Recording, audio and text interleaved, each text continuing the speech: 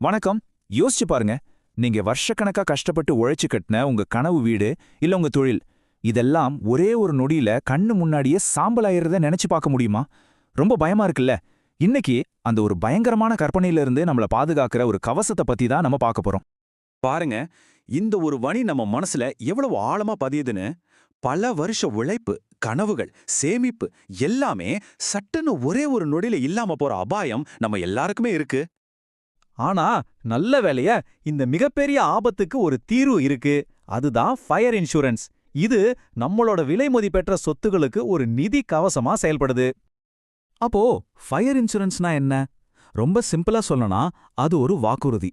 ஒருவேளை தீ விபத்துனால உங்க வீடு, கடை இல்ல ஃபேக்டரிக்கு ஏதாவது சேதமாச்சுன்னா கவலைப்படாதீங்க, நாங்க இருக்கோம்னு சொல்லி அந்த நிதி சுமைய இன்சூரன்ஸ் கம்பெனி ஏத்துப்பாங்க. இந்த பாதுகாப்பு கவசம் யாருக்கெல்லாம் தேவை? நீங்க ஒரு வீட்ல குடியிருந்தாலும் சரி, ஒரு சின்ன கடையை நடத்தினாலும் சரி, இல்ல ஒரு பெரிய ஃபேக்டரியை நிர்வகிச்சாலும் சரி, உங்க கட்டடம், அதுக்குள்ள இருக்கிற மெஷின், சரக்குகள்னு உங்க உழைப்புல உருவான எல்லா சொத்துக்களையும் இது பாதுகாக்கும். ஃபயர் இன்சூரன்ஸ்னு பேர்ல ஃபயர், அதாவது தீ இருக்கு. அப்போ இது தீ விபத்துக்கு மட்டும் தானா? இல்ல நம்ம எதிர்பார்க்காத புயல், வெள்ளம் வந்தா கூட கை கொடுக்குமா? வாங்க, இதோட உண்மையான பவர் என்னன்னு பார்க்கலாம். இங்க தான் ஒரு சூப்பரான விஷயம் இருக்கு. இதுக்கு பேரு ஃபயர் இன்சூரன்ஸா இருந்தாலும் இது தீயோட மட்டும் சண்டை போடாது. மின்னல், வெடி விபத்து, கலவரம், ஏன் புயல், வெள்ளம், பூகம்பம்னு பல ஆபத்துகளுக்கும் இது பாதுகாப்பு கொடுக்கும். இது அலைட் பெரில்ஸ்னு சொல்லுவாங்க. அதாவது தீயோட சம்பந்தப்பட்ட மற்ற ஆபத்துகளையும் சேர்த்து இன்சூர் பண்றது. சோ இது ஒரு ஆல்ரவுண்டர் பாதுகாப்புன்னே சொல்லலாம். ஆனா ஒரு முக்கியமான எச்சரிக்கை, எல்லா ஆபத்துகளுக்கும் இதுல பாதுகாப்பு கிடைக்காது.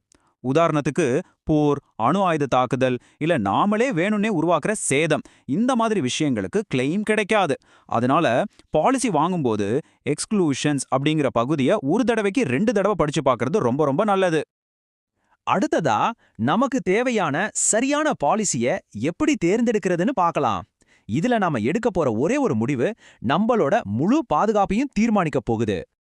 அதுதான் சம் இன்சூர்ட், அதாவது நீங்க எவ்வளவு ரூபாய்க்கு இன்சூர் பண்றீங்கங்கிற மதிப்பு. இங்க தான் நிறைய பேர் தப்பு பண்றாங்க. உங்க சொத்தோட உண்மையான இப்போதைய மதிப்பு என்னவோ அந்த முழு மதிப்புக்கும் பாலிசி எடுக்கிறது தான் புத்திசாலித்தனம். இதுதான் உங்க பாதுகாப்போட அஸ்திவாரம்னே சொல்லலாம். இந்த உதாரணத்தை நல்லா கவனிங்க. உங்க சொத்து மதிப்பு 10 லட்சம் ரூபாய். நீங்க பாலிசியும் கரெக்டா 10 லட்சத்துக்கு எடுத்திருக்கீங்க. அப்போ 2 லட்சம் நஷ்டம் ஆச்சுன்னா முழுசா 2 லட்சமும் கிளைம் கிடைக்கும். ஆனா நீங்க பிரீமியம் குறைக்கிறேன்னு சொல்லி வெறும் 5 லட்சத்துக்கு, அதாவது பாதி மதிப்புக்கு தான் பாலிசி எடுத்தா என்ன ஆகும்? அதே 2 லட்சம் நஷ்டத்துக்கு பாதி கிளைம், அதாவது வெறும் 1 லட்சம் தான் கிடைக்கும். நஷ்டம் சின்னதா இருந்தாலும் சரி, பெருசா இருந்தாலும் சரி, நீங்க எவ்வளவு சதவீதம் குறைவா இன்சூர் பண்ணீங்களோ அதே சதவீதத்துல உங்க கிளைம் தொகையும் குறைக்கப்படும். இதுதான் அண்டர் இன்சூரன்ஸோட கசப்பான உண்மை.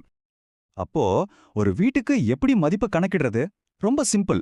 உங்க கட்டடத்தோட இப்போதைய மதிப்பு, அதோட உங்க வீட்டுக்குள்ள இருக்கிற ஃபர்னிச்சர், டிவி, ஃப்ரிட்ஜ்னு எல்லா பொருட்களோட மதிப்பையும் கூட்டினா வர்றது தான் உங்களுக்கான சரியான பாலிசி மதிப்பு. நம்ம பாதுகாப்பை முழுமையாக்க சில விஷயங்கள்ல கவனமா இருக்கணும். எப்பவும் சொத்தோட முழு மதிப்புக்கு இன்சூர் பண்ணுங்க. வீட்ல இருக்கிற வயரிங்க அப்பப்போ செக் பண்ணுங்க. ஒரு சின்ன தீயணைப்பானாவது வாங்கி வைங்க.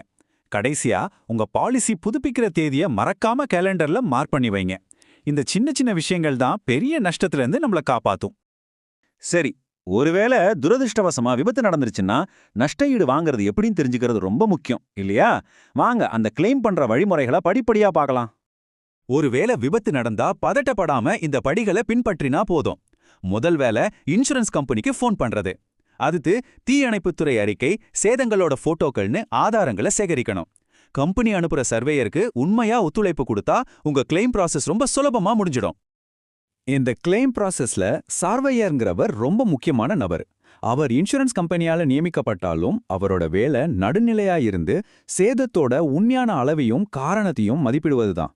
அவரோட அறிக்கை தான் உங்க கிளைம் செட்டில்மெண்ட்டுக்கு முக்கியமான ஆதாரம். நீங்க எல்லா ஆவணங்களையும் சரியா கொடுத்துட்டீங்கன்னா பொதுவா 15 இருந்து 30 நாட்களுக்குள்ள உங்க கிளைம் செட்டில் ஆயிடும். சோ இது ஒரு நம்பிக்கையான செயல்முறை தான். இறுதியா இந்த இன்சூரன்ஸ் நமக்கு கொடுக்கிற மிகப்பெரிய விஷயம் என்னன்னு பார்க்கலாம். அது பணத்தை விட ரொம்பவும் மேலான ஒண்ணு. அப்போ உண்மையிலே ஃபயர் இன்சூரன்ஸ் நமக்கு மன அமைதியை கொடுக்குமா? இந்த கேள்வி நம்ம எல்லாருக்குள்ளயும் கண்டிப்பா இருக்கும்.